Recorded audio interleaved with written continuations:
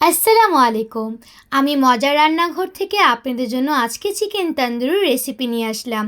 প্রথমেই আমি এখানে ব্রয়লার মুরগি নিয়ে নিয়েছি এবং পরিমাণ মতো মরিচ গুঁড়ো দিয়ে দিলাম।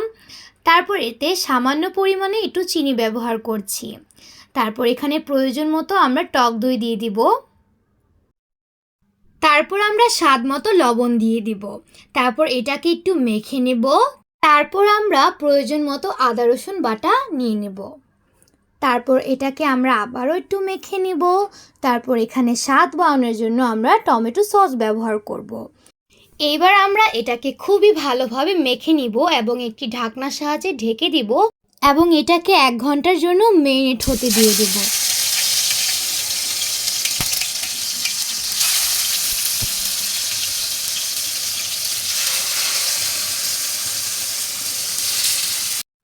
1 ঘন্টা পর আমি আমার মেরিনেট হওয়া মাংসটাকে গরম তেলে ফ্রাই করে নিচ্ছি। এই ক্ষেত্রে অবশ্যই চুলার আঁচটা কমিয়ে রাখতে হবে। এতে করে বাইরের দিক দিয়ে যেমন মচমচে হবে, ভেতরে সিদ্ধ হবে এবং খেতেও ভালো লাগবে। তারপর আমি কিছুক্ষণের জন্য এটা একটি ঢাকনার সাহায্যে ঢেকে দিচ্ছি। কিছুক্ষণ পর আমার এক পাশ কিন্তু খুব ভালোভাবে ফ্রাই হয়ে গেছে। এখন আমি অপর পাশটাকেও ফ্রাই করে নেব। তারপর আমরা আবারও ঢাকনা দিয়ে ঢেকে দিব কিছুক্ষণের জন্য। এভাবেই আজকের এই মজাদার রেসিপিটি তৈরি হয়ে গেল। এটা খেতে কিন্তু খুবই দারুণ এবং খুবই সহজ।